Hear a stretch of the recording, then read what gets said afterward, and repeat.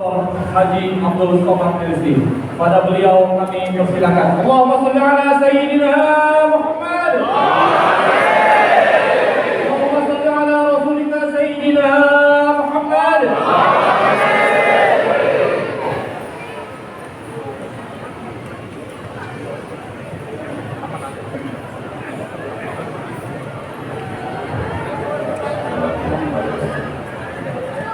Assalamualaikum warahmatullahi wabarakatuh.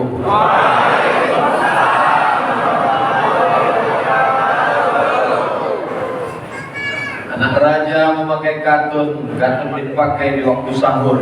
Saya tak lagi memantun karena sudah dibacakan Pak Gubernur. Itu sekedar menjawab pantun saja. Apa kabar semua jamaah? Sehat? Alhamdulillahi Rabbil Alamin. Wassalatu wassalamu ala ashrafil anbiya wal mursalin Sayyidina wa maulana Muhammadin wa ala alihi wa sahbihi wa man tabi'ahu ila yaumiddin. Al-habaib al-afadil al-ulama al-ajilla matta'ana Allah bi tuli umurihim wa bi husni adabihim wa lutfihim. Tadi Bapak Gubernur Kalimantan Utara menyebut nama Ustadz Abdul Somad. Ada satu kalimat yang saya pegang, saya ingat. Beliau mengatakan ini Ustadz luar biasa. Tapi kalau boleh saya koreksi Pak Gubernur, yang betul itu adalah ini Ustadz biasa di luar. Tapi akhir-akhir ini memang sulit untuk urus izin tabligh akbar di luar. Jadi di dalam masjid dibuat. Tapi Masya Allah di luar ada layar. Zainal itu artinya perhiasan. Arifin artinya wali-wali Allah. Zainal Arifin artinya perhiasan wali-wali Allah. Sebelum itu Habib kita mengatakan bahwa negeri ini negeri wali-wali. Ada ziarah wali-wali. Dan kalau kita lihat ada satu logo yayasan, Yayasan Aulia. Kalau satu wali, kalau banyak aulia. Kalau satu nabi, kalau banyak anbiya. Begitu bahasa Arab. Kalau satu kitab, kalau banyak kutub. Kalau satu rasul, kalau banyak rusul. Kalau bahasa Indonesia cukup diulang. Kalau satu nabi, kalau banyak nabi-nabi. Mudah-mudahan beliau menjadi perhiasannya wali-wali. Amin. Karena nama adalah doa. Ada orang mengatakan, what is in a name? Apalah arti sebuah nama? Itu ungkapan dari Shakespeare dari Inggris. Bagi dia nama itu tidak penting. Sekarang banyak orang ngasih nama anak main ilmu namanya cocokologi. Apa yang sesuai itu dia kasih nama. Lagi tren sekarang menggabungkan antara nama bapak, nama ibu, nama suami, nama istri. Nama suami Sulaiman, nama istri Toyibah, lahir anak Letoy.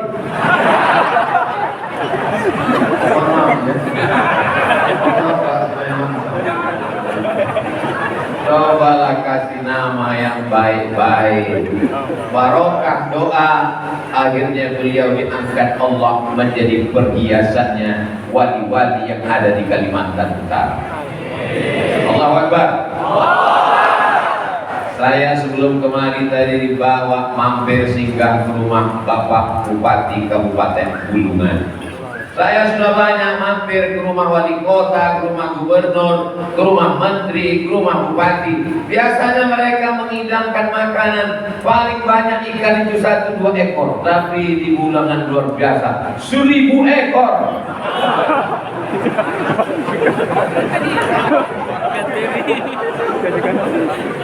Ikan apa namanya?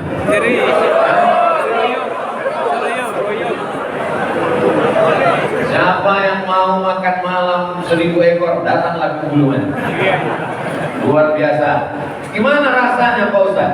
Sulit untuk diungkapkan dengan kata-kata. Karena rasa itu tak bisa diwakilkan dengan kata. Kalaupun ingin mencoba memilih kata untuk mewakili rasa, rasa pasti didustakan oleh kata. Andai aku menceritakan apa yang kurasakan saat ini, rasamu belum tentu rasakan. Pak Bupati ini orang yang beruntung dan bertuah. Kenapa? Ibunya masih ada. Ini ibu saya, Ustaz Somad, saya salami, saya cium tangannya. Oh, Ustaz Somad boleh salaman dengan perempuan? Sudah tua boleh. Ini nanti mana ini? Kenapa Ustaz Somad katanya ceramah? Tidak boleh sentuhan dengan tangan perempuan. Dengan ibu kita. Melihat ibu orang, ingat ibu kita. Melihat anak orang, ingat anak kita. Dan melihat bini orang, jangan lupa. Mudah-mudahan Pak Bupati panjang umur sehat baik. Sampai beliau ada anak muda yang luar biasa menjadi Dewan Perwakilan Daerah. Nama beliau adalah Bapak Hasan Basri. Hasan artinya baik, Basri artinya orang Basrah, Irak. Jadi beliau ini aslinya dari Irak. Seorang ulama besar bernama Imam Hasan Basri meninggal pada tahun 110 Hijrah. Dia berguru kepada sahabat Nabi namanya Abdullah bin Mas'ud yang dikirim Nabi ke Irak. Lalu kemudian setelah itu datanglah orang-orang Irak yang belajar. Maka mereka mewarisi ilmu para nabi, para sahabat.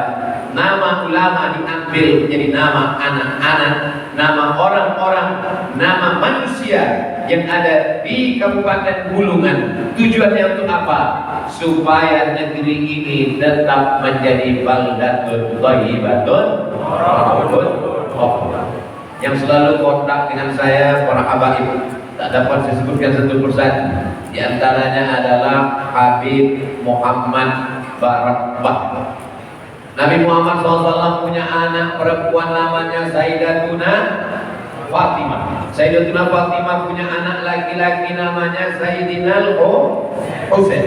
Sayyidina Husain punya anak laki-laki namanya Sayyidina Zainal Abidin. Zainal perhiasan, Abidin ahli ibadah. Karena sujudnya satu hari 1000 kali sujud, maka dia digelar dengan Zainal Abidin. Sayyidina Zainal Abidin punya anak laki-laki namanya Muhammad Al-Baqir. Sayyidina Muhammad Al-Baqir punya anak laki-laki namanya Sayyidina Ja'far Shadiq. Sayyidina Ja'far Shadiq punya anak laki-laki namanya Sayyidina Ali Al-Uraidi. Sayyidina Ali Al-Uraidi punya anak laki-laki namanya Sayyidina Muhammad An-Naqib. Sayyidina Muhammad An-Naqib punya anak laki-laki namanya Sayyidina Isa. Sayyidina Isa punya anak laki-laki namanya Sayyidina Ahmad bin Isa Al-Muhajir. Disebut Al-Muhajir karena dia pindah dari Baghdad ke Yaman, negeri yang didoakan Nabi. Allahumma barik lana fi Yamanina, berkahilah Yaman. Sayyidina Ahmad bin Isa Al-Muhajir punya anak cucu, ilmunya sampai ke atap. Atap itu bahasa Arabnya saqaf, maka dipanggil dia dengan as-saqaf. Orang Indonesia susah menyebut as-saqaf, ditulis as-saqaf. As-Segaf, Al-Haddad, Al-Jifri, bin Syihab, bin Syekh Abi Bakar. Itulah dia marga para habaib yang sampai ke Nusantara dan sampai ke Bulungan, dan sampai hari ini mereka masih ada. Al-Jifri, Al-Haddad, salah satunya adalah Barakbah. Jadi ketika kami bertemu dengan ketua Persatuan para habaib zuriyat keturunan Nabi Muhammad SAW di Jakarta, Rabithah Alawiyah, namanya adalah Sayyidi Al-Habib Zaid bin Sumaid. Kata beliau, ada beberapa marga habaib yang sudah tidak ada lagi di Yaman, sudah punah. Di antaranya adalah marga Barakbah, dan itu masih ada di Bulungan. Jadi Pak Barakbah ini mesti punya anak banyak supaya masih hidup lagi sampai hari kiamat. Ingat, saya hanya mengatakan anak banyak, bukan istri. Saya masih jelas nih penyampaian. Jadi melintir ceramah saya. Tak dapat saya sebutkan satu persatu. Bapak Kasdim, Bapak Kasrem, Ustaz Somad ini yang disebutnya bupati, gubernur, habaib, ulama, Pak Kasdim, Pak Kasrem. Tak adil Ustaz Somad ini. Kami datang menunggu dari tadi. Kenapa kau Ustaz sebut? Kalau saya bahas satu-satu azan subuh baru selesai. Bagaimana cara menyapanya biar supaya semua kena? Muslimin, muslimat, mukminin, mukminat, hadirin, hadirat yang belum kawin dan belum sunat. Semuanya dimuliakan Allah Subhanahu wa taala. Ya Rabbal alamin. Di tempat lain baleho ini penuh dengan foto-foto. Tapi di Bulungan gambar saya saja yang dimuat. Tak di mana dapat panitia. Warna baju tidak ada hubungan dengan warna partai apapun. Memupuk keimanan dan ketakwaan. Ini banyak yang masih belum bisa membedakan iman dan takwa. Kalau anak-anak kita ditanya apa itu iman? Iman benar iman. Takwa, takwa adalah takwa. Apa beda iman dengan takwa? Jangan banyak tanya. Banyak tanya Yahudi masuk neraka. Ada teman kita ngasih tahu, ada razia di Jalan Jenderal Sudirman. Ada razia lalu lintas di Jalan Jenderal Sudirman. Percaya bahwa di Jalan Sudirman ada razia, itu namanya iman. Apa namanya? Iman. Iman kepada apa? Iman kepada razia. Karena percaya bahwa ada razia, lalu sebelum berangkat cek helm, bunyi klik atau tidak, buka kantong, lihat STNK BPKB, bayar pajak atau tidak, sampai pas mau berangkat tutup pentil ban pun dilihat. Saking takutnya, maka takutnya dengan menyiapkan surat-surat dan helm itu disebut dengan takwa.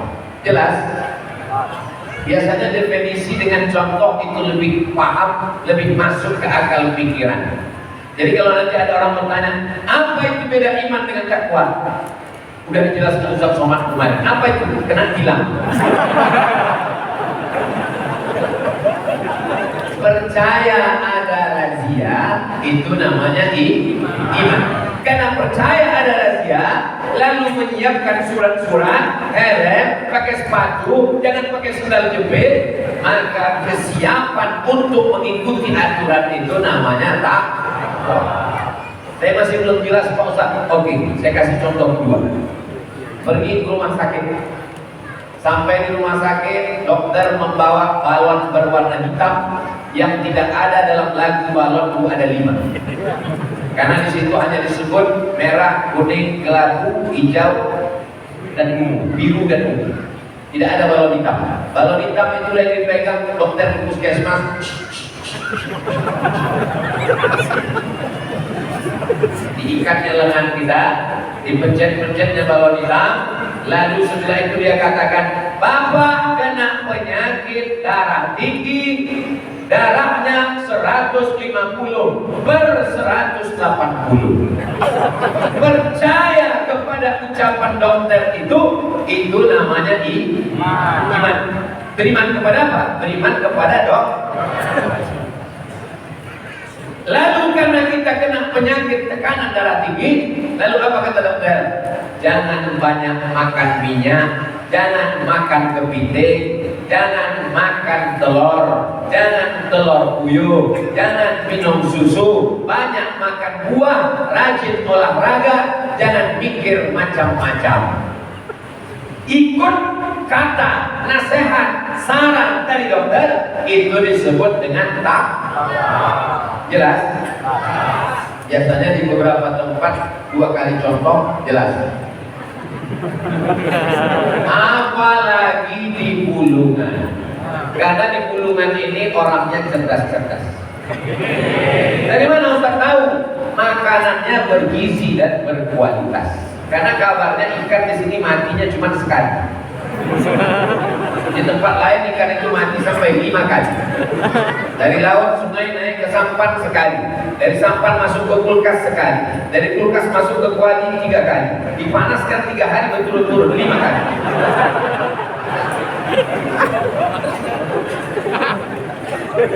Tidak terlalu jauh adat istiadat. Walaupun saya mau sampai ke Bulungan ini luar biasa.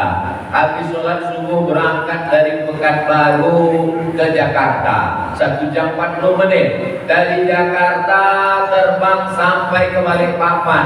Tak tahu tak berapa menit. Pokoknya tertidur, saya buka kaca masih di awan. Mendarat di Balikpapan, naik pesawat lagi sampai ke Tanjung Selor. Sampai di Tanjung Selor, datang ke Masjid Al-Istiqomah. Begitu ngobrol dengan orang di sebelah, orang Riau juga. Rupanya Pak Gubernur dulu lama tugas di Riau. Saya ini dari Riau, Ustaz Somad. Dalam hati saya, jauh-jauh terbang, orang kampung juga. Beliau tugas di Polda Riau, Polda Ailut, kantornya nama kotanya Perawang. Nanti Bapak Ibu kalau pergi ke Riau ada kota namanya Perawang. Perawang itu asal kotanya Perawan. Tapi karena di sana banyak saudara kita orang Bugis Makassar, Perawang. Ini orang Bugis nih. Orang Bugis nih. Yang ngomong begitu itu Ketua Persatuan Keluarga Bugis Makassar Riau, namanya Pak Daeng Yusuf. Ketika bercerita tentang pengaruh Bugis Makassar di Riau, sampai-sampai mereka robah nama kota itu dari Perawat menjadi Perawat. Makan pisang di bawah jembatan. Begitulah asimilasi budaya. Kami negeri Melayu, tapi semua suku bangsa ada di sana. Karena kita sudah bersama dalam kebinekaan. Bineka Tunggal Ika.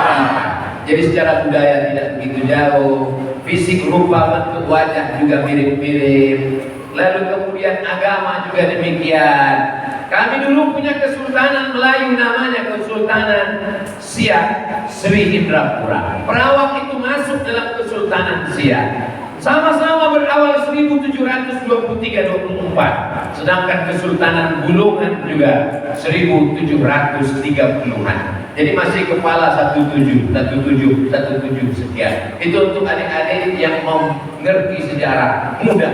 Sultan yang pertama di Bulungan namanya Wira Amir, gelarnya Amirul Mukminin. Amir pemimpin, Mukminin pemimpin orangnya beriman. 300 tahun kekuasaan Bulungan. Ketika Indonesia merdeka tahun 1945, Kesultanan Bulungan menggabungkan diri dengan Negara Kesatuan Republik Indonesia tahun 1949. Sedangkan Riau bergabung pada tahun 1946. Tolong ingat baik-baik karena ini akan masuk dalam UAS ujian akhir semester.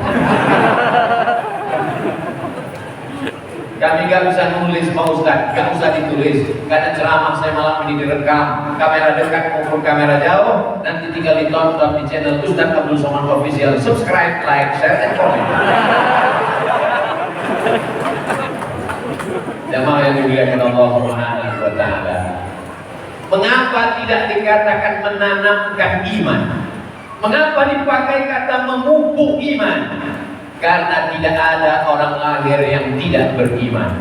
Semua anak yang lahir dalam keadaan beriman. Kata siapa? Kata Nabi.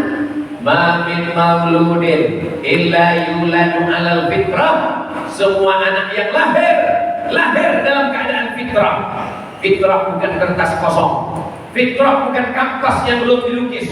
Fitrah kata Abu Hurairah, fitratul Islam. Anak yang lahir itu sudah beriman. Hanya saja banyak imannya mati karena tidak disiram dan tidak dipupuk. Itulah mengapa dipilih kata pupuk. Bagaimana memupuk iman yang sudah ada dalam diri anak-anak kita ini? Maka anak ini dihadirkan dalam kajian. pengajian subuh besok insya Allah, kultum zuhur, pengajian asar, pengajian maghrib ke isya, pengajian i'tikaf malam, pengajian tahajud bulan Ramadan, tabligh akbar. Jadi kalau Habib ditanya orang, ini Abdul Somad ini dalam rangka apa? Gak ada rangka-rangka kata dia. Yang namanya memupuk iman itu gak pakai rangka. Pagi, petang, siang, malam dia mesti dipupuk. Kalau tidak dipupuk dia akan kurus dan mati. Oh, kalau begitu Ustaz ini kurus dan tidak dipupuk.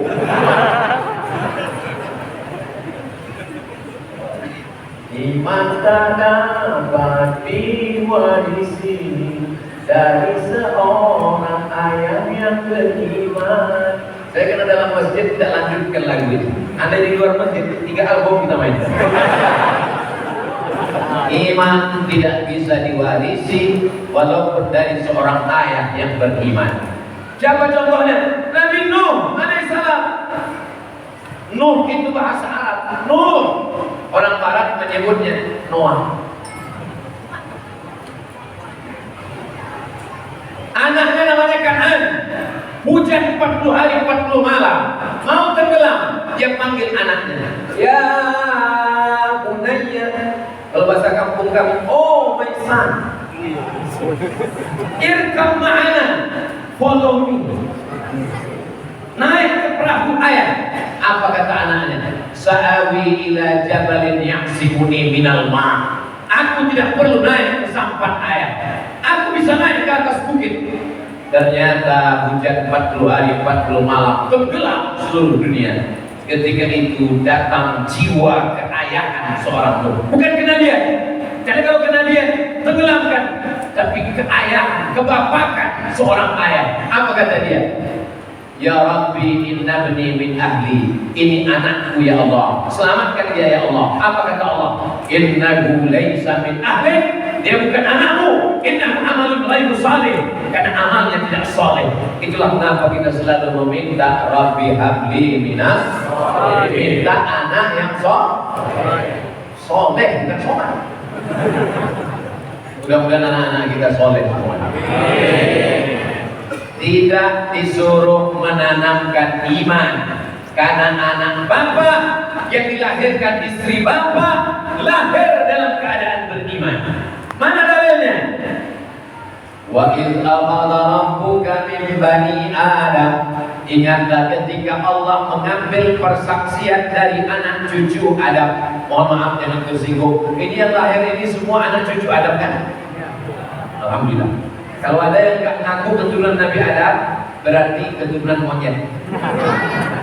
Bukan kata saya. Itu yang ngomong begitu Charles Darwin. Kata Charles Darwin, agama itu bohong, dongeng. Nabi Adam itu nggak ada kata dia. Manusia ini tidak ada diciptakan Tuhan. Manusia ini ada dengan sendirinya. Tiba-tiba matahari menyinari bumi, lalu air laut itu surut.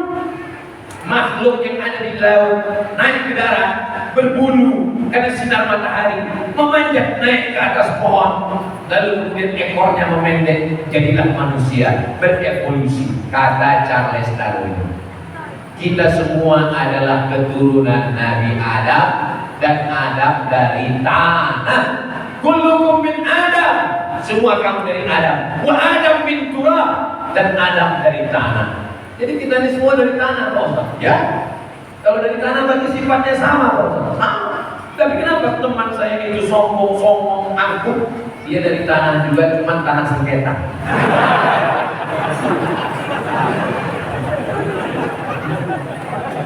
Gubernur, bupati, DPD, Kasrem, Kapolres, Wakapolres bisa duduk di tempat yang sama, sehingga kalau tidak dibacakan oleh Habib tadi urutannya, kita pun tak tahu yang mana pejabat, mana rakyat jelata, mana semuanya sama di hadapan Allah Subhanahu wa taala. Betul?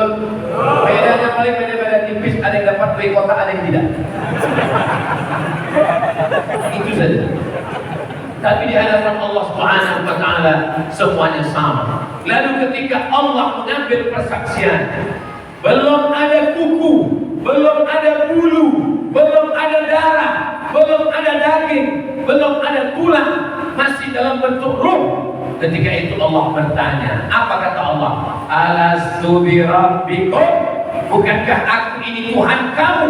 Semua kita menjawab, bala syahidna, Tuhan kita adalah Allah, la ilaha illallah. Tapi namanya manusia ini lupa. Manusia diambil dari kata nasia. Nasia artinya lupa. Ustaz Somad lupa, ya? Jangankan jamaah yang mendengarkan ceramah Ustaz Somad. Kalau ditanya apa isi ceramah Ustaz Somad dari awal sampai akhir, Ustaz Somad yang ceramah aja pun gak ingat apa yang dia omongkan. Lupa. Manusia diambil dari kata nasia. Nasia artinya lupa. Jadi kalau kita lupa berarti kita masih manusia. Kalau kita ingat semuanya berarti kita sudah berubah menjadi robot. Tapi ada yang lebih parah. Lupa nama, lupa bini, lupa anak, lupa kampung. Itu bukan manusia. Itu namanya amnesia. Ada yang lupanya setiap 24 jam. 24 jam lupa. 24 jam lupa. Namanya demensia.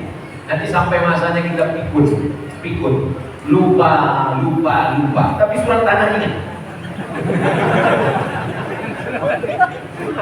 Ustaz Somad, ya.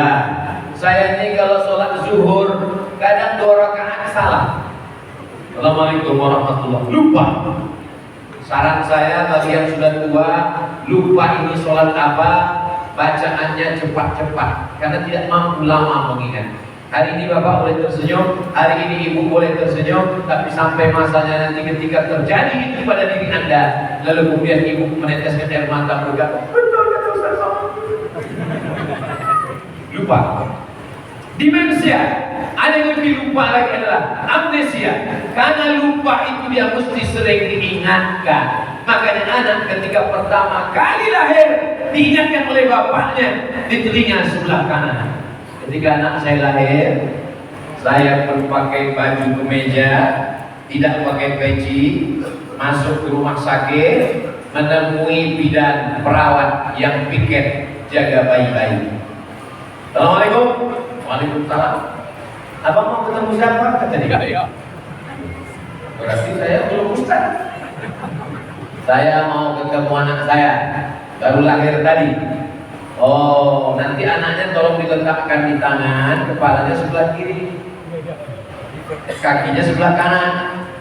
Bapak azan di telinga. Bapak bisa azan?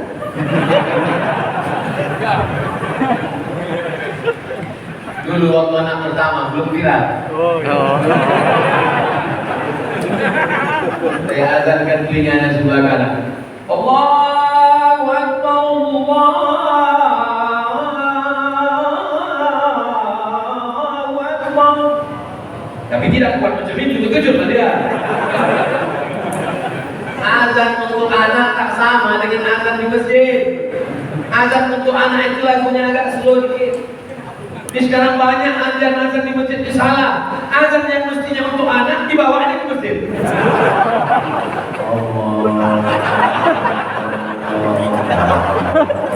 Ada kalau nggak dengar di sini itu suara azan masjid itu tanya, itu anak siapa?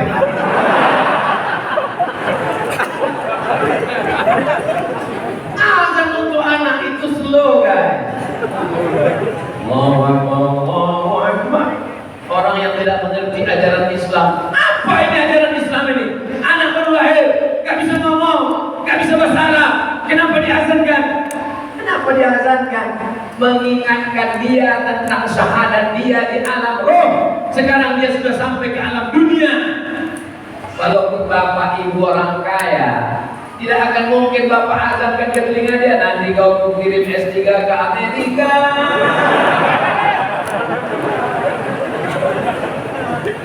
Untuk menanamkan iman. Bapak-bapak yang dulu waktu anaknya lahir belum mengazankan anaknya, jangan setelah pulang ini diazankan. Karena mengazankan anak itu hukumnya sunnah, tidak wajib. Jangan gara-gara ceramah saya ini pulang ke rumah sini. Anak lo semester 2. Kenapa anak yang baru lahir itu diazankan? Memupuk keimanan. Subuh azan, zuhur azan, maghrib azan, isya azan. Mau mati ke liang lahat pun diazankan. Menurut sebagian mazhab Syafi'i. Soal, ya, kenapa orang mau berangkat haji itu diazankan? Mau berangkat haji diazankan karena zaman dulu baru naik pesawat itu tahun 1976. Sebelum itu orang naik kapal laut, berangkat 3 bulan, pulang 3 bulan, di Makkah sebulan, 7 bulan baru balik. Banyak yang berangkat mati di laut. Itu maka diazankan. Yang tua-tua berangkat tinggal, maka sama seperti melepas jenazah. Itu maka diazankan. Yang muda-muda berangkat pulang lajang balik membini. Ketemu jodoh di kapal laut. Baca sejarah cerita Buya Hamka dalam perjalanan haji, banyak anak-anak muda di kapal itu ketemu dengan jodoh. Itulah jodoh yang paling indah diceritakan ke anak cucu. Kakek, datuk. Dulu ketemu dengan nenek di mana? Di kapal laut. Kita akan berangkat ke tanah suci Makkah. Setelah pulang haji mabrur, itulah ayah kau anak kami yang pertama.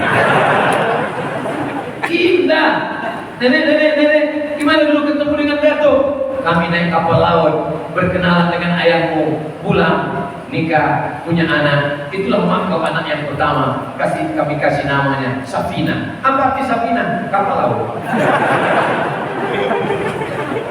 Sekarang anak muda tak bisa bercerita indah dengan anak-anaknya. Ayah, ya. Gimana ketemu dengan emak dulu? Terus aku tanya, kami tangkap security.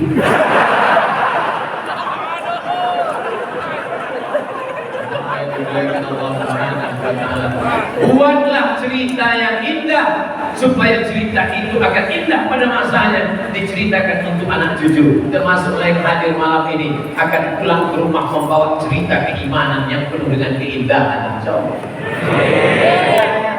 Gimana ketemu dengan emak dulu? Waktu itu ada pengajian di Masjid Al-Istiqomah. Pas pulang pengajian, sendal hilang. Pas kami lagi mencari, telaga kepala aku dengan kepala emak. Kami pandang itu ada.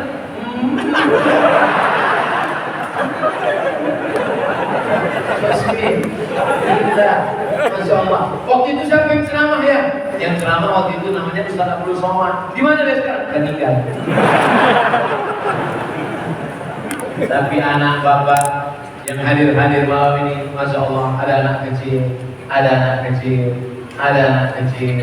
Nengok dari bajunya, pakai koko, nampaknya menjadi kepala kantor Kementerian Agama. Masya Allah, tabarakallah, ada anak kecil, ganteng. Ganteng kok Ustaz, terserah mau ganteng. Apa maknanya? Memupuk imannya. Berapa banyak yang lahir dalam keadaan beriman, mati dalam keadaan kafir. Yusbihu mu'minan, waktu paginya beriman, wa yumsi kafiran, petangnya dalam keadaan kafir. Kafir itu artinya ingkar.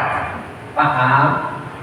Siapa saja yang ingkar kepada Nabi Muhammad sallallahu alaihi wasallam, maka dia disebut dengan kafir. Kafir artinya ingkar.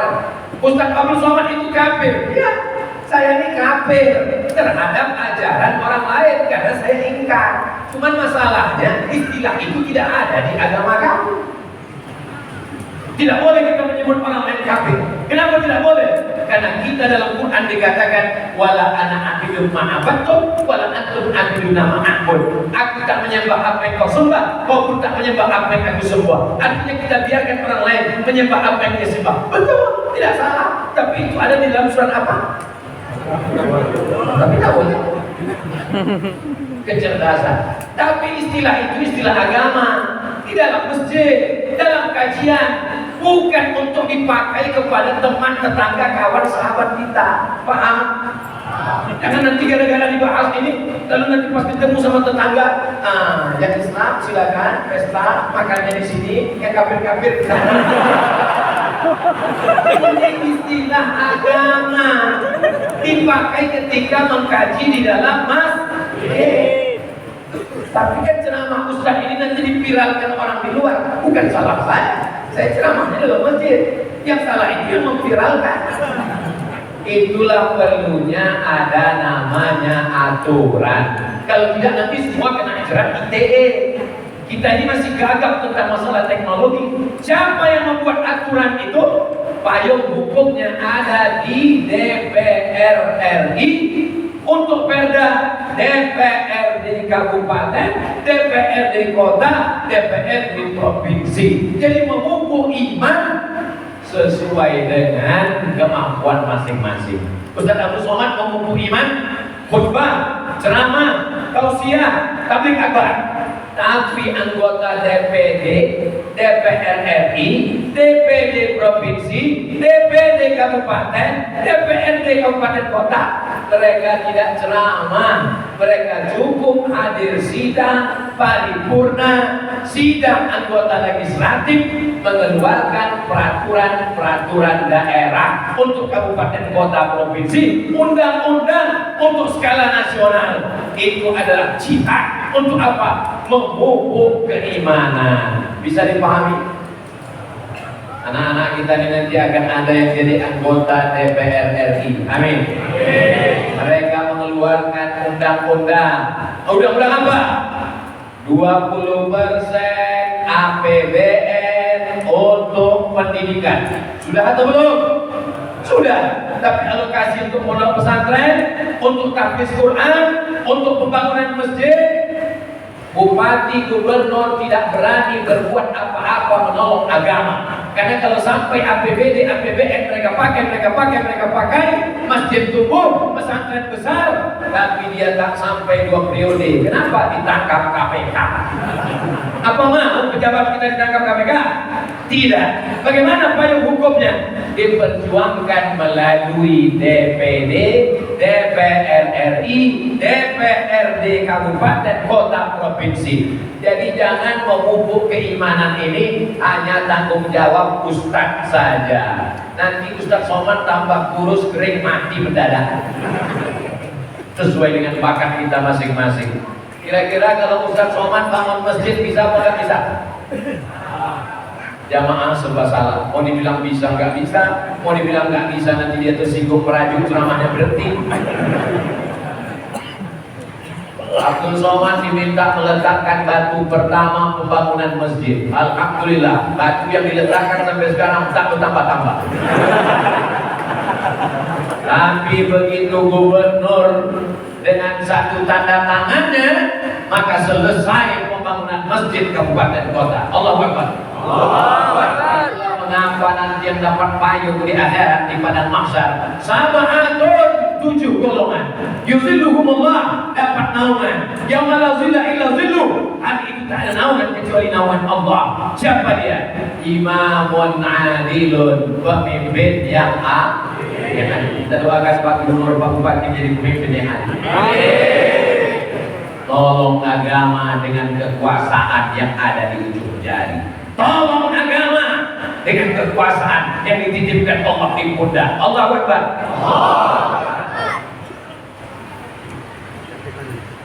Hayya 'alas shalah.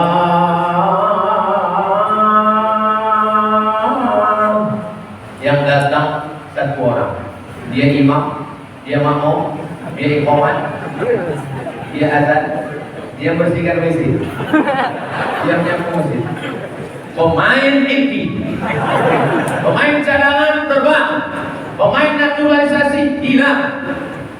Tapi satu hari terdengar azan yang agak aneh, tak pernah dengar sebelumnya. Allahu Akbar, Allahu Akbar. Heran semua orang datang ke masjid, bukan mau sholat, mau nengok siapa yang azan. Begitu mereka tengok, rupanya Pak Kasren dengan seragamnya. Karena waktu kecil dulu pernah dibawa orang tuanya ke masjid, ya tahu menolong agama Allah dengan kekuasaan. Malam ini bangga apa tidak kita melihat orang-orang berseragam masuk ke masjid? Ibu-ibu di belakang menasihati anaknya. Lihat ibu, gubernur ke masjid, bupati ke masjid, DPD ke masjid, Kasrem ke masjid, Wakapolres ke masjid. Ayah kau baru jadi satu panggung datang ke masjid.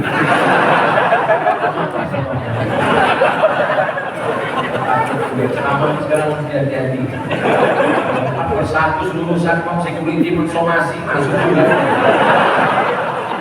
Bapak Ibu yang dimuliakan Allah Subhanahu wa taala.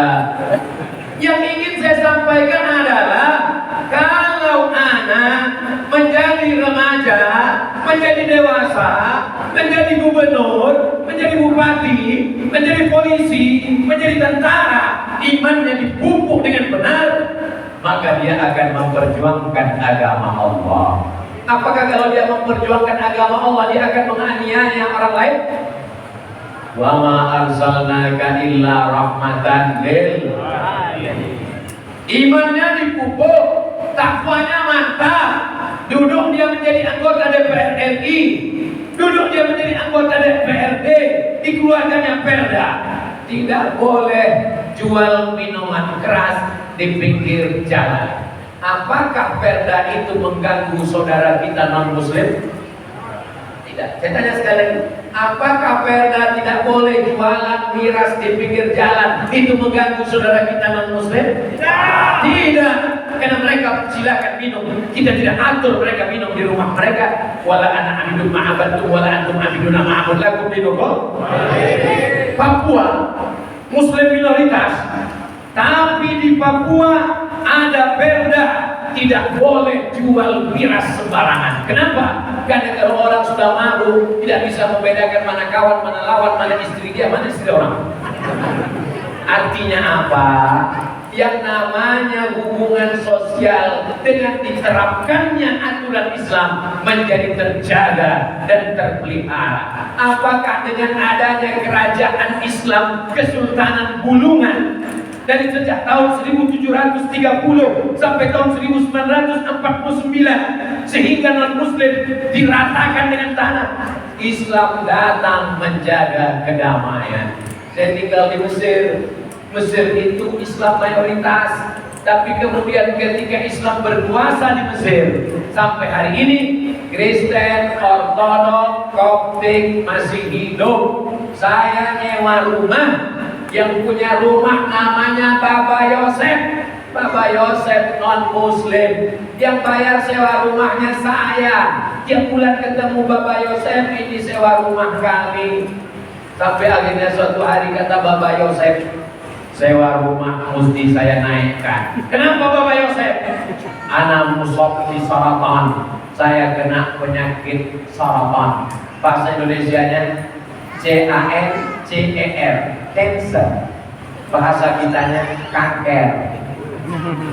Sewa rumah mesti dinaikkan anakku Abdul Somad. Kenapa Bapak Yosef? Karena saya kena kanker. Saya nggak ada pemasukan lain kecuali sewa rumah. Lalu saya jawab, Bapak Yosef, kalau kamu kena kanker, kami lebih parah lagi kanker. Kanker kami kantong kering. Ayah kami tak bisa ngirim uang karena kami kena krisis moneter. 98 saya sampai di Mesir, dolar yang sebelumnya 2.500 menjadi 18.000. Kalau Bapak Yosef menaikkan sewa rumah, kami keluar dari rumah ini, akan kami cari rumah yang lebih murah. Apa kata Bapak Yosef? Kalian jangan keluar dari rumah ini sampai pulang saya 2022, sewa rumah itu tidak naik. Sampai sekarang saya tak tahu, karena saya tak melihat, mendengar berita lagi. Tapi begitulah hubungan baik diajarkan dalam Islam. Apa yang ingin saya sampaikan? Bahwa kedatangan kita menjaga keselamatan kita yang mayoritas, yang ramai, yang banyak. Kalau kita jaga keselamatan ini, kedamaian ini dengan apa? Dengan iman dan takwa. Supaya apa? Menjadi solusi. Insya Allah kedatangan umat Islam menjadi solusi. Insya Allah. Amin. Apa yang Ustaz rasakan di masjid ini? Panas.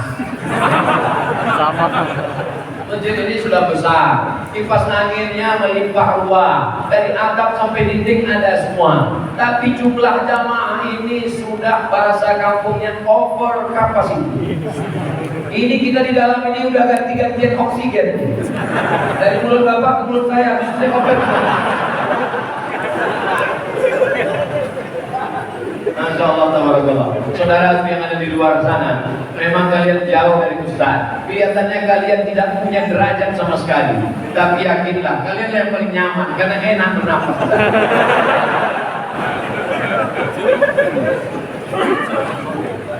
Bagaimana kehadiran Islam ini menjadi solusi? Bagaimana kehadiran kita ini menjadi pembuka jalan terhadap permasalahan?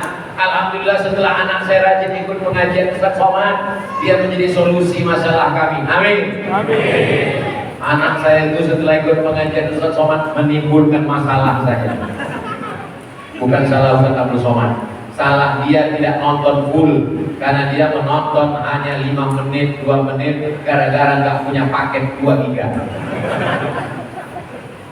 Kenapa orang yang punya iman dan ketakwaan itu menjadi solusi? Karena dia tidak akan minum khamar. Ada orang Islam minum khamar? Ada. Orang Islam yang tidak beriman dan tidak bertakwa dia minum khamar. Orang yang beriman dan bertakwa dia tidak akan berzina. Orang beriman dan bertakwa dia tidak akan selingkuh. Kalau umat Islam beriman dan bertakwa, semua ibu-ibu hidupnya akan tenang, darah tingginya tidak naik. Kenapa? Karena tidak akan ada suami yang dilarikan pelakor. Betul? Iman dan takwa. Jadi kalaulah beriman dan bertakwa, apa yang akan terjadi? Bapak kepolisian bisa istirahat, penjara kosong, KPK mungkin dibubarkan karena iman dan ketakwaan. Ketika kita sedang berada di dalam tempat, tidak ada CCTV-nya, kita sedang melaksanakan puasa, kita ambil air 1 teguk untuk kumur-kumur. Airnya 1 teguk, meludahnya sampai 10 kali. Bapak Ibu yang melaksanakan puasa dia rasakan itu. Masih ingat? Betul? Masukkan. Padahal kalau dia kunci pintu, dia tutup, dia masukkan kepalanya ke bak, dia minum. Tidak ada satupun orang yang tahu. Dia keluar, dia keringkan bibirnya, habis itu pura-pura miringkan kepala, kayak macam mau mati. Tidak ada orang tahu.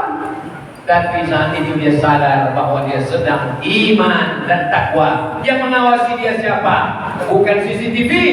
Kalau takut buat salah karena diawasi Pak Gubernur akan keluar kota. Kalau takut karena diawasi oleh Pak Bupati akan keluar kantor. Kalau takut karena diawasi oleh Inspektorat Jenderal, akan ada masanya mereka lelah, letih, lesu. Tapi kita diawasi oleh dia. Siapa dia? La ta'khudhuhu sinatun wala naum. Allahu Akbar. Kita diajarkan sholat mata menengok tempat sujud. Kenapa mata melihat tempat sujud? Karena kalau mata melihat ke atas, oh ada cicak kawin. Apalagi sholatnya di Masjid Istiqomah Tanjung Selor. Begitu dia sholat, melihat ke depan. Siapa yang memahat kaligrafi di Tanjung Selor? Bagus sekali kaligrafinya. Apalagi kalau dia sholat, letaknya di sini pula. Dia tengok, cantiknya apalah bunyi ayatnya ini. Qad aflahal mu'minun alladzina hum fi salatihim khashi'un walladzina hum 'anil lagwi mu'ridun walladzina hum lizzakati fa'ilun walladzina hum li furujihim hafizun. Beruntunglah orang yang beriman, salatnya khusyuk, dia jauh dari yang melalaikan, dia bayar zakat, dia menjaga kemaluannya. Oh, itu ayatnya kok. Iya. Saya sudah 10 tahun sholat di sini.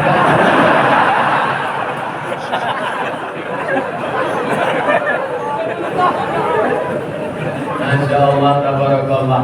Jadi masjid ini sudah cantik, luar biasa. Apa sebetulnya yang ingin disampaikan Ustaz Somad? Bahwa ketika kita sedang sholat, gatal betul kepala kita. Cuma sekali boleh kita gatal. Datang juga gatal lagi. Gatal juga lagi. Pergi keluar cepat-cepat beli obat kubis kurang.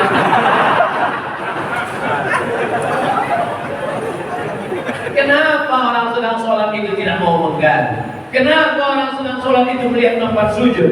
Kenapa orang tempat sedang sholat tidak mau mendahului imam?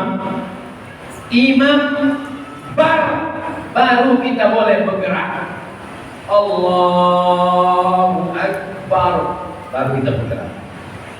Allahu Akbar, baru kita bergerak. Jangan imam baru dia bergerak.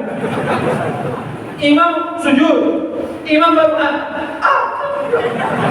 imamnya pula kuat. Lambat dia berdiri kena osteoporosis. Imam baru Allah. Ditanya sama kawan sebelah, kok cepat sekali?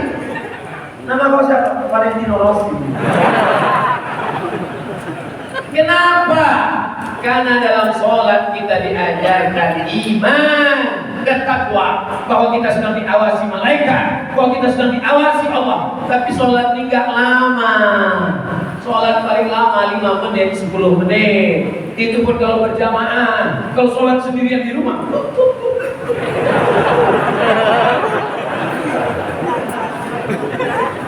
yang agak lama dikit puasa. Nawaitu soma ghadin an ada'i fardhi syahri Ramadan hadhihi sanati lillahi ta'ala. Maka sejak dari mulai niat puasa sampai azan maghrib, dia tidak berani matanya jelalatan duduk ke bawah.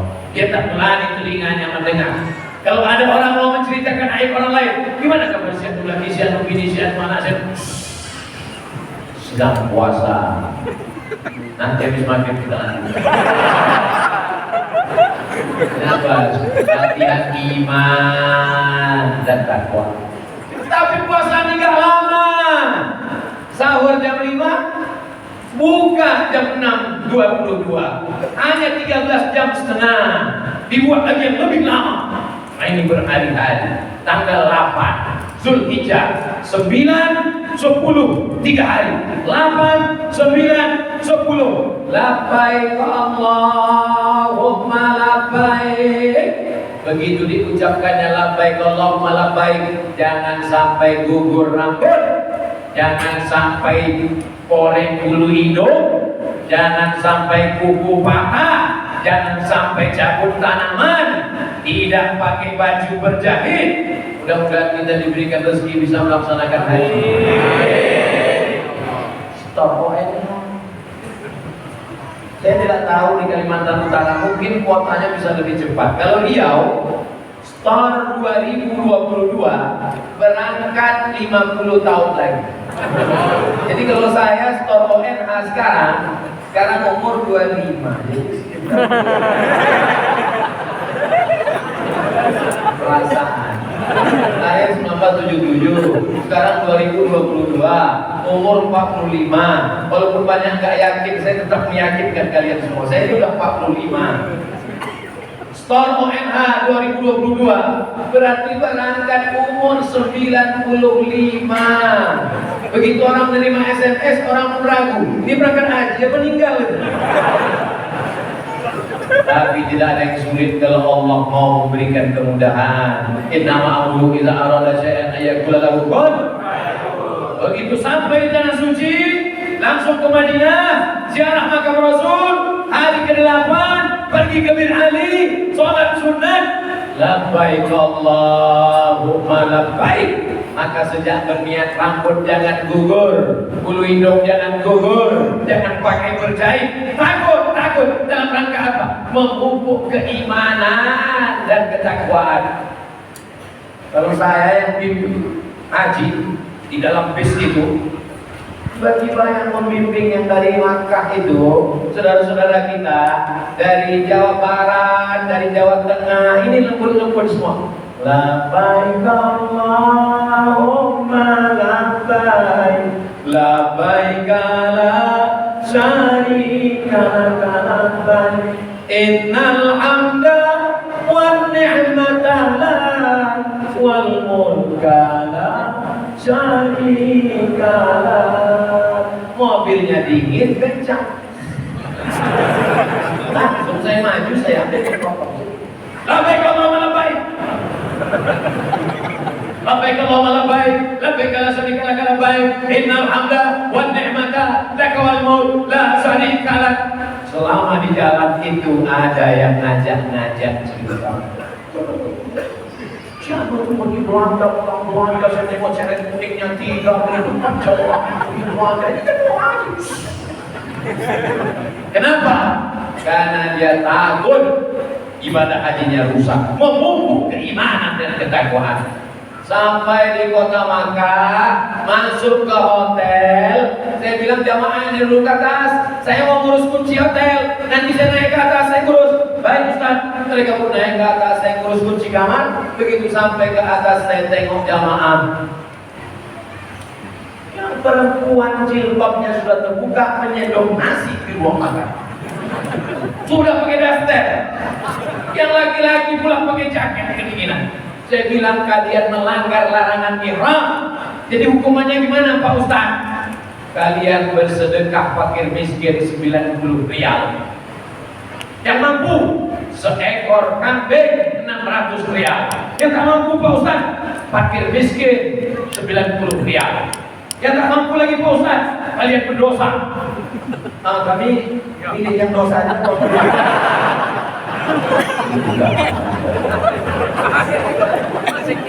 True story, kisah nyata barang abang jamaah.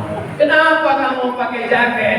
Kedinginan Pak Ustaz. Kan sudah dikasih tahu di mana sih. Ini larangan-larangan ihram. Tidak boleh cabut. Nampak burung merpati banyak. Oh, di kampungnya suka memanah merpati. Ditangkapnya Bu. Ini larangan-larangan ihram semua. Orang yang tidak memahami ibadah ini seperti main-main saja. Tujuannya apa?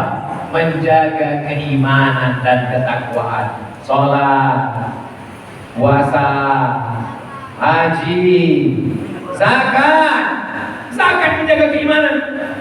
Ada di antara bapak ibu ini yang duitnya di bank tabungan 100 juta. Amin. Amin. Tadi punya amin macam-macam kaya. 100 juta di bank, zakatnya 2,5%. Kalau uang Anda 100 juta disimpan selama setahun, lewat 1 kali haul, 1 putaran setahun, zakatnya 2,5%. Jika uangnya 1 juta, berapakah yang mesti dikeluarkan setiap tahun? Memang kalau udah cerita zakatnya banyak orang pikun. 2,5 juta, Beb. 2,5 juta, bayarkan ke Basnas Kabupaten Bulungan, bayarkan ke Basnas Provinsi Kalimantan Utara. Untuk apa Ustaz suruh kami bayar zakat? Saya ini duta Basnas. Sampai sekarang belum diturunkan. Bayar 2,5%, 2,5 juta. Saya tidak tahu siapa yang sudah bayar zakat sampai belum bayar zakat. Tapi keimanan dan ketakwaan berkata dalam lubuk hati paling dalam, aku belum pernah bayar uang zakat. Orang yang tidak pernah berzakat ini true story, kisah nyata. Datanglah petugas ambil zakat ke tempat rumah orang kaya. Rumahnya 5 miliar, mobilnya 2 miliar. Kata kawan saya, Bapak, lihat aja Bapak orangnya mampu, rumah Bapak 5 miliar, mobil Bapak 2 miliar, silakan bayar zakat ke Basnas. Apa kata dia? Mohon maaf deh, ini utang semua. Kita nggak bisa paksa dia. Kita pun pulang ke kantor Basnas, hari berganti musim berubah, hari jadi pekan-pekan, jadi bulan-bulan, jadi tahun. Apa yang terjadi setelah itu? Ternyata tak lama dia datang ke kantor Basnas. Semuanya tersenyum, alhamdulillah, dia sudah dapat hidayah. Assalamualaikum, waalaikumsalam, kita akan masuk. Begitu sampai di dalam, apa kata dia? Saya mau nanya, ada nggak zakat untuk saya? Tu'izzu man tasha. Allah maha mudah untuk menaikkan orang. Wa tudhillu man tasha. Allah mudah juga untuk menjatuhkan orang. La ilaha illallah wahdahu la syarikalah, lahul mulku wa lahul hamdu yuhyi wa yumiit wa huwa ala kulli syai'in. Zakat menjadi solusi terhadap fakir miskin. Tapi zakat tidak bisa lewat ceramah. Naik saya ke atas mimbar, bayarlah zakat, bayarlah zakat, bayarlah zakat. Ustadznya berapi-api di atas, jamaahnya berair-air di bawah. Tapi ada gubernur yang nggak pernah ceramah, ada bupati yang tidak pernah ceramah, dan dia tidak pernah nyuruh orang bayar zakat, cukup dengan tanda tangannya. Wajib PNS zakat potong atas, yang nggak bayar nonjol. Selesai masalah. Zakat dengan kekuasaan, betul? Jamaah yang dibeli. Kata pegawai yang gak setuju, Ustaz kita usah diundang lagi, provokator. Saya ingin menyelamatkan kita dari zakat. Orang yang tidak berzakat, yang tidak potong atas, tidak akan pernah berzakat. Kenapa gak berzakat? Anak saya masih sekolah, nantilah kalau sudah kuliah. Sekarang anakmu sudah kuliah, ternyata biayanya lebih besar. Nantilah kalau udah sarjana, kamu kenapa berzakat? Anakmu kan sudah sarjana, untuk nabung biaya nikah. Nantilah kalau udah nikah, ternyata sudah nikah, anakmu kan sudah nikah, anak sudah dihamil, nunggu kelahiran sampai mati dah. Zakat paling bagus potong di atas. Ada orang tidak mau berzakat, ceramah untuk sholat berapi-api, nggak mau juga berzakat. Sampai akhirnya apa yang terjadi? Tak ada angin, tak ada hujan, lutut sakit minta ampun. Dikusuk, dipijat, makin sakit. Ditusuk pakai jarum-jarum ortopedi, makin sakit. Dibawa ke dukun, ditusuk pakai paku payung, makin sakit. Akhirnya pergi ke Malaka. Awalnya mau ke Singapura, diusir gak jadi. Masa selalu fokus aja. Sampai di Malaka, kenapa Ustaz belum move on? Oke, kita ke Malaka. Sampai di Malaka diperiksa sama dokter. Martelnya kecil, lagi kecil. Coba lututnya Pak, diukur. Aduh, lututnya sudah propos Pak. Jadi gimana? Ini mesti diganti dengan lutut besi. Berapa harganya? Sebelah kanan 40, sebelah kiri 40, ongkos pasang 20, pas 100. Itulah namanya duit antu dimakan setan. Saya bukan ketua Basnas, saya tak punya kekuasaan memaksa Bapak Ibu. Yang mau bayar zakat silakan, yang tak mau bayar zakat 2-3 hari ini tengok aja lutut itu gimana lagi. Apa untungnya bagi saya kalau orang Kalimantan Utara bayar zakat? Apa untungnya bagi saya kalau orang Bulungan bayar zakat? Menjadi solusi. Fakir miskin tidak bisa ditolong kecuali dengan zakat. APBD lemah, tak mampu, biaya untuk COVID, biaya untuk macam-macam, hutang sudah banyak. Zakat salah satu solusi untuk menolong. Jadi kalau begitu pemahamannya, dengan sholat, dengan puasa, dengan umrah, dengan berzakat, ini menjadi orang lebih baik atau lebih jahat? Menjadi lebih baik, berislam lebih baik.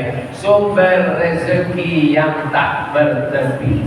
Wa may yattaqillah, siapa yang bertakwa kepada Allah, yaj'al lahu makhraja, diberikan Allah solusi terhadap permasalahan hidupnya.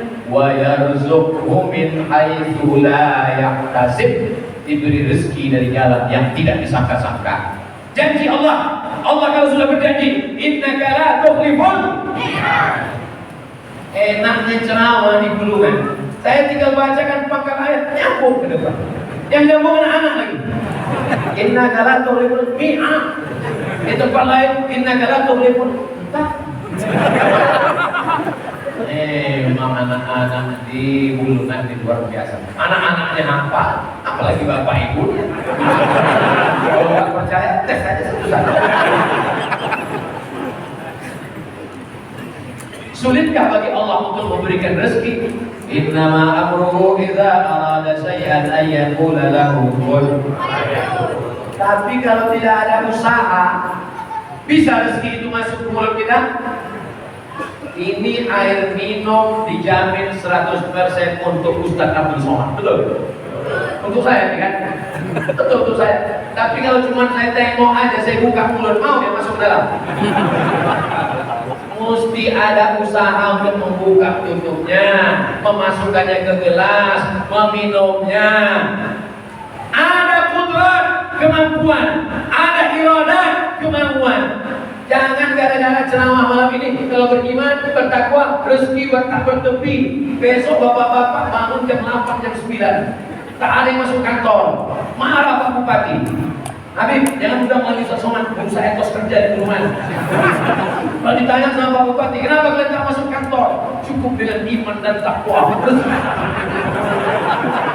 Yang salah itu bukan Islamnya, yang salah itu bukan ustaznya, yang error itu orangnya. Ahlus sunnah wal jamaah mesti ada usaha. Saya diberi Allah Subhanahu wa taala mata. Mata ini titipan Allah, ciptaan Allah, milik Allah, dipinjamkan Allah ke saya. Saya pakai untuk memandang ke kanan. Tapi kalau ceramah tidak ke depan aja, pandang ke kanan, pandang ke depan, pandang ke kiri. Apa yang Ustaz lihat? Saya nyari berapa orang yang muak. Kalau ada 2 orang muak, itu berarti indikasi bahwa jamaah mesti diselesaikan ceramahnya. Saya ceramah tadi jam 9 kurang 15, sekarang sudah jam 10 kurang 10, sudah lewat 65 menit, jamaahnya tak ada yang muak. Jamaahnya kuat, saya pula yang tak tahan. Takutlah kata Pak Gubernur tadi disuruhnya pakai kursi. Ustaz pakai kursi katanya. Saya bilang enggak Pak, saya kuat berdiri. Saya pikir tadi 45 menit selesai.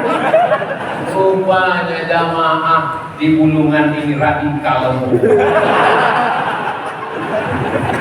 Radikal itu artinya orang yang menginginkan perubahan dengan semangat yang kuat. Itu asal kata makna radikal. Coba lihat kamus yang baik-baik. Tapi ada juga mengatakan radikal itu bahwa orang yang suka minum kopi radik katanya. Tapi yang dimuliakan Allah Subhanahu wa taala. Adapun dengan menggunakan kekuasaan, kekerasan, memancung kepala orang, maka dalam Islam diajarkan la ikraha fiddin. Tidak boleh ada pemaksaan dalam beragama. Kita diajarkan sholat maghrib ayatnya qul ya ayyuhal kafirun la a'budu ma ta'budun wa la antum 'abiduna ma a'bud wa la ana 'abidun ma a'budtum wa la antum 'abiduna ma a'bud wa la ana 'abidun ma a'budtum. Saking groginya lupa lakum dinukum. Lakum dinukum. Inilah Islam. Wa ma arsalnaka illa rahmatan lil alamin. Bukan lil muslimin, bukan lil mu'minin, bukan lil nas, lil alamin. Mana buktinya Islam rahmat bagi semesta alam? Kemarin motong kambing. Tidak boleh motong kambing dengan pisau tumpul. Saya alhamdulillah di rumah ada 5 golok tajam. Yang ngasih siapa? Juleha. Juleha itu siapa Pak Ustaz? Juru sembelih halal. Kasihnya saya golok. Saya kira hadiah, sembarang hadiah. Rupanya disuruhnya saya motong. Saya ini ceramah berkuat, bersuara menggelegar, tapi hati saya lembut deh.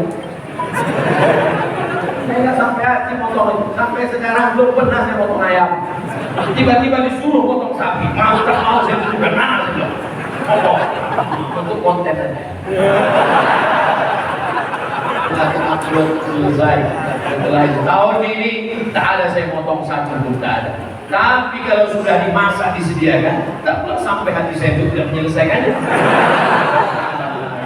Makanya dalam Islam diajarkan idza dzabhtum wa ahsinuz dzabha. Kalau kamu menyembelih, sembelihlah dengan baik. Bagaimana menyembelih dengan baik? Fal yuhidda syafratahu, tajamkan pisaunya. Tak boleh menyembelih dengan kuku panjang, ditusuk ke leher ayam.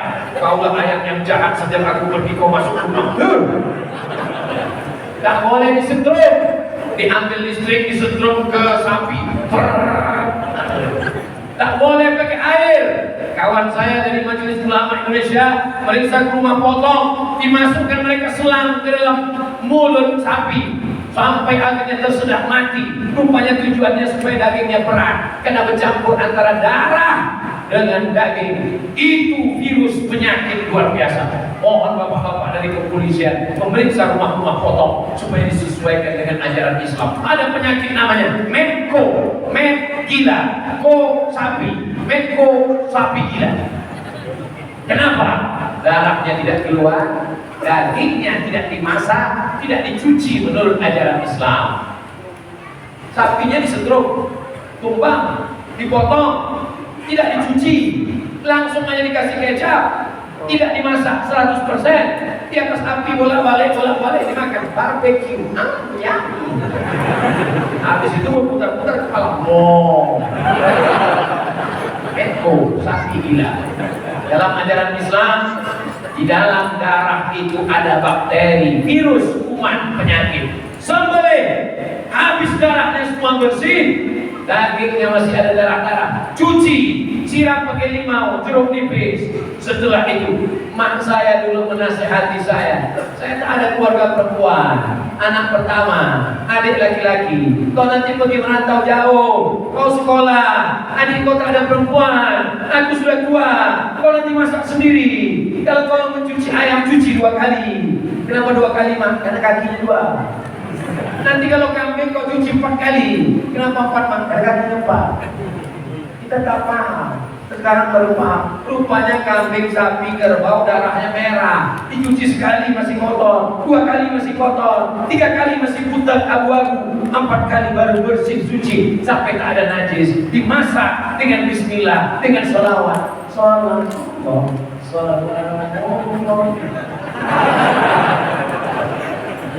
Setelah itu dibaca dengan bismillah, Allahumma barik lana bima razaqtana wa qina azabannar. Sehat wal afiat. Syariat Islam menyelamatkan dari najis, kotoran, bakteri, kuman, penyakit. Fal yuhidda zafratahu, tajamkan pisaunya, wal yurih zabihatahu, dan buat binatang itu tenang. Maka tidak boleh menyiksa binatang. Dulu Majelis Ulama Indonesia mempermasalahkan tulisannya stunning, bacaannya stunning. Pistol, pelurunya tidak keluar, hanya ditembakkan ke teling sapi, tapi tidak sampai mati. Kalau skalanya 7, sapinya hanya bodoh saja, otak kecilnya rusak. Tapi kalau sampai skala 8, mati dia. Kalau sampai mati, haram dimakan. Tapi kalau hanya sekedar bodoh aja nggak apa-apa. Tembak, kalau dia bodoh, nggak melawan, sembelih. Ini bisa juga ibu pakai kalau lakinya melawan. Jangan pakai. Tembak otak kecilnya, skala 7, setelah itu dia tak melawan, dijatuhkan ke lantai, disembelih potong. 4 mesti putus, urat napas, urat makan, wajdain. Setelah 4-nya bersih, barulah kemudian orang itu boleh. Kalau tidak tahan darah, jangan dicoba. Ini orangnya mabuk darah, begitu dipotong, sapinya tak mati, dia masuk ambulan. Jemaah yang dimuliakan Allah Subhanahu wa Ta'ala, Islam ini kalau kita amalkan, dia menjadi solusi terhadap permasalahan umat dan sumber rezeki yang tak bertepi. Saya tutup dengan ayat, walau anna ahlal qura amanu, kalau penduduk Kalimantan Utara beriman, kalau penduduk Bulungan beriman, bertakwa, la fatahna alaihim barakatin, kami bukakan barokah minas sama, dari langit, wal ardh, dari bumi. Walakin kadzabu, tapi kalau mereka mendustakan ayat kami cabut nikmat-nikmat ini semua. Mudah-mudahan Allah tetap menjadikan Bulungan Kalimantan Utara baldatun thayyibatun wa rabbul. Lebih kurang 1 jam 15 menit, 75 menit kita bersama memupuk keimanan kita, berbuah dengan amal soleh. Kita jaga dari bereng yang merusaknya hasad dan busuk hati, menjadi keluarga-keluarga sakinah mawaddah warahmah, lahir anak-anak yang soleh dan solehah, pemimpinnya amanah. Ala hadhihi niyah al-Fatihah. A'udzubillahi minasyaitonir rajim. Bismillahirrahmanirrahim. Alhamdulillahirabbil alamin. Arrahmanirrahim. Maliki yaumiddin. Iyyaka na'budu wa iyyaka nasta'in. Ihdinas siratal mustaqim. Siratal ladzina an'amta 'alaihim ghairil maghdubi 'alaihim waladdallin. Amin. La tada' lana dzamban illa ghafarta. Ampunkan semua dosa-dosa kami ya Allah. Wa la dainan illa qadaita. Tolong kami lepas dari hutang piutang ya Allah. Wa la maridan illa syafaita. Ada yang sakit di antara saudara kami, keluarga kami, bapak kami, ibu kami, sahabat kami, angkat penyakitnya ya Allah. Wa la mayyitan illa rahimta. Yang sudah meninggal dunia lapangkan kuburnya selamat dari azabmu ya Allah. Wa la hasiban illa zawwajata. Yang belum menikah jumpakan dengan jodoh yang soleh dan solehah. Wa la rahiban illa anjabata. Yang belum punya anak berikan anak yang soleh dan solehah. Min hafizil Quran wal hafizat, anak-anak penghafal Quran. Minal mujahidina fisabilika bi amwalihim wa anfusihim. Mereka akan menjadi mujahid menolong agama-Mu ya Allah. Allahumma aslih ulata umurina, pemimpin-pemimpin kami, Bapak Gubernur, Bapak DPD, Bapak Bupati, Bapak Kasdim, Bapak Kasrem, Bapak Wakapolres. Jadikan mereka orang-orang yang amanah menolong agama. Allahumma ja'al hadzal balada baladan aminan. Jadikan negara kesatuan Republik Indonesia baldatun thayyibatun wa rabbul ghafur. Allahumma dafa'nal wala wal waba wal fahsya wal riba wal zina. Selamatkan negeri kami dari malapetaka, bencana, riba, zina, narkoba, LGBT, perbuatan keji dan mungkar. Rabbana ighfir lana dzunubana, ampunkan dosa kami, wa li abaina, ayah kami, wa li ummahatina, ibu kami, wa li azwajina, pasangan hidup kami, wa li zurriyatina, anak cucu keturunan kami, wa liman hadarana, semua yang hadir malam ini ya Allah.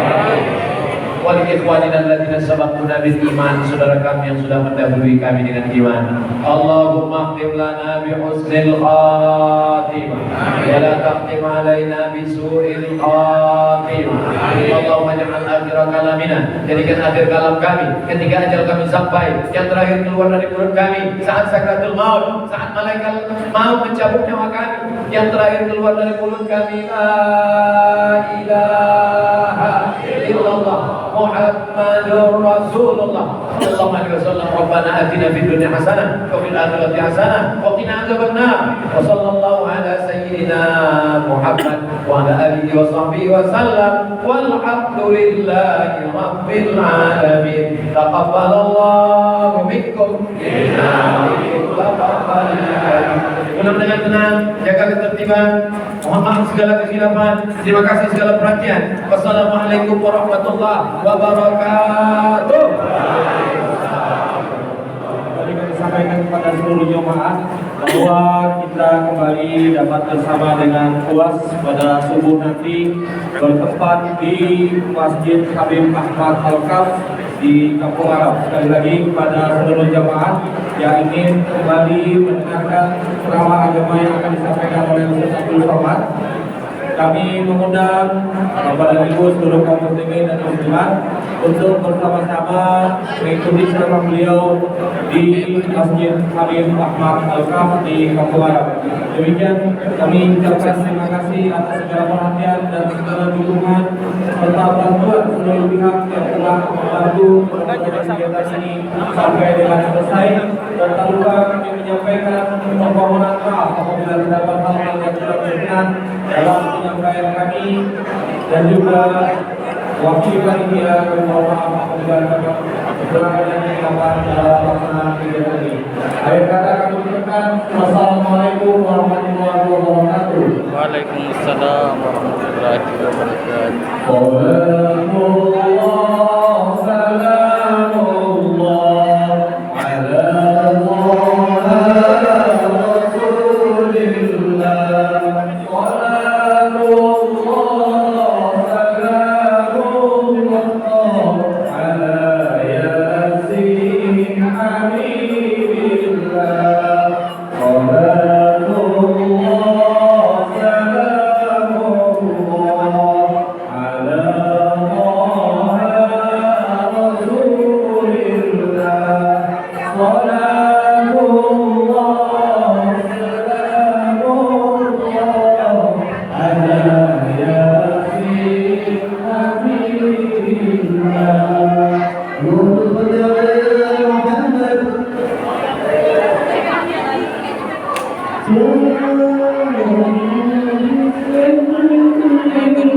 Ah, tak pergi pendek tu.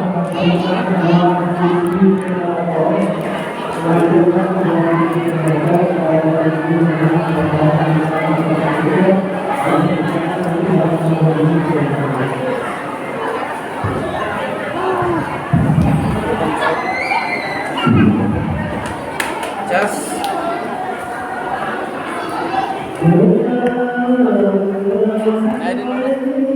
Pira.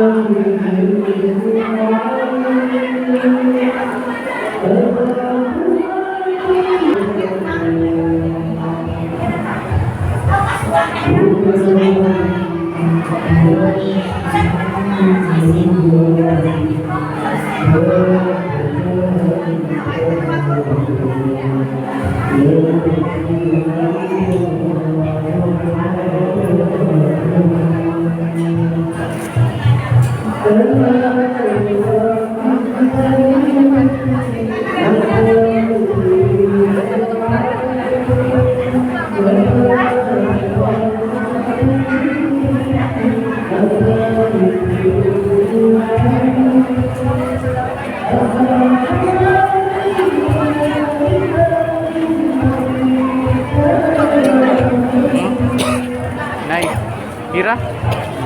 Sama di mana?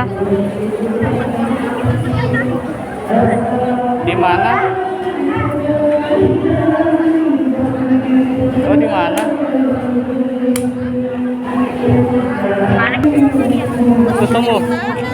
Ketemu si Pira.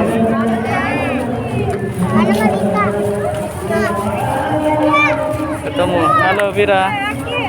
Ini banyak orang. Banyak orang.